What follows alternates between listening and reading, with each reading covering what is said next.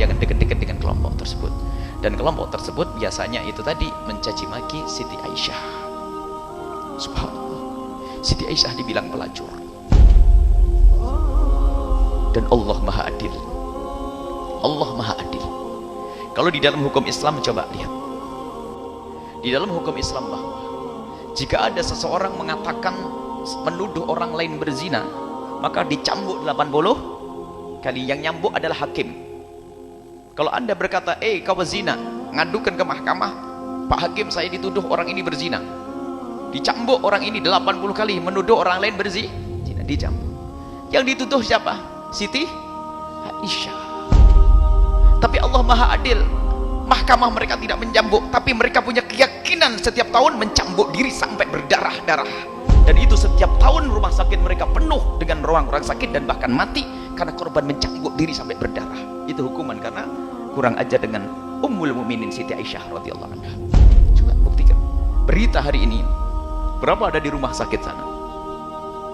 Allah Maha Adil. Siti Aisyah, istri Rasulullah, lihat hari ini keyakinan ini. Jadi kalau sudah 10 Asyura itu mereka langsung mengambil apa? Mengambil besi yang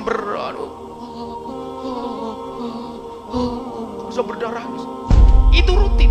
Sehingga disebutkan di pemerintah mereka, kita baca berita, jadi kalau sudah memasuki bulan-bulan itu sudah disiapkan dokter-dokter dari luar negeri untuk membantu, untuk menangani itu semuanya. Tak pikir betul ini karena kurang ajar dengan Ummul Mukminin. Bagaimana orang yang bergabung, bergaul dengan Rasulullah dikatakan sebagai pezina, dan lebih dari itu sebelumnya telah menghinakan Rasulullah. Coba anda yang punya bapak yang katanya soleh baik, lalu dibilang bahasanya bapakmu menyimpan pelacur, kira-kira gimana? Itu penyelewengan akidah, dan begitulah ketersesatan. Rupanya dia mencambuk diri, merasa ini ibadah, dan ini kan luar biasa. Allah rubah. Mestinya kalau orang nggak mau dicambuk, Islam kan punya ihsan.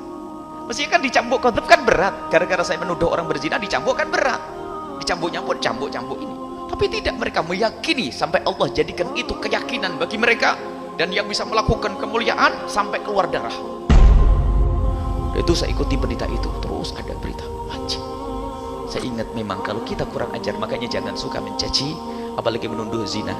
Allah beri hukuman kadang-kadang. Kalau pemerintah menegakkan hukum, selamat kita di akhirat. Misalnya kalau anda menuduh si fulan berzina, lalu anda dicambuk 80 kali, anda tidak dituntut di akhirat.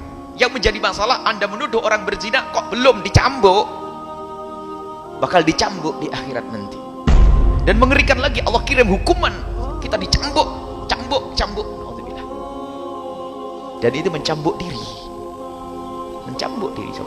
Coba berita Asyura, korban Asyura. Coba lihat, yang ngerti bahasa Arab atau bahasa Indonesia, korban Asyura. Sekelompok yang namanya Syiah, bagaimana mereka melukai tubuh mereka. Dan karena apa? Lidahnya sudah tajam dengan Siti Aisyah. Mau tidak mau dihukum oleh Allah Subhanahu wa taala dengan demikian itu. Masuk rumah sakit, korban. Nah ini. Baik. Ada ini ya, hanya kami jelaskan supaya kita selamat. Dan kami himbau kepada saudara-saudara di negeri tercinta ini yang sudah terpengaruh dengan akidah tersebut. Mereka berhujah katanya tidak beda antara Syiah dengan Sunnah. Kalau tidak beda, wahai orang-orang Syiah, kenapa kamu harus ikut Syiah? Kalau sama, ikut saja ahli sunnah yang mayoritas, biar tenang ayam, kan begitu. Katanya sama tapi mesti menganggap beda. Sebenarnya kita yang dibohong-bohongi. Kami hanya sayang kepada saudara-saudara kita yang masuk Syiah itu. Kasihan. Jangan sampai kalian masuk dalam agama yang salah. Terhinakan wanitanya, terhinakan laki-laki, terhinakan dengan keyakinan-keyakinan yang semacam itu. Ayo kembali ke jalan manhaj Nabi SAW. Mengagungkan ahli bait, kita semua mengagungkan ahli bait. Ahli sunnah likulli dinin asas. Wa asalul Islam hubbu ahli bait wa hubbu ashab Rasulullah. Pondasi keimanan kita, agama kita tuh dua poros, dua tiang. Enggak boleh kita tumbangkan satu-satunya. Salah satunya, asas Islam itu adalah ahli bait Rasulullah dan sahabat Nabi SAW. Yang mencoba menumbangkan salah satu robohlah Islam. Maka sekelompok yang hanya menyanjung sahabat Nabi tapi tidak cinta kepada ahli bait, mereka nawasib, membenci kepada ahli bait Nabi SAW. Ada sebaliknya, cinta kepada ahli bait, tidak senang dengan sahabat Nabi, sampai menuduh yang macam-macam Rafidhah, macam-macam bentuk kelompoknya.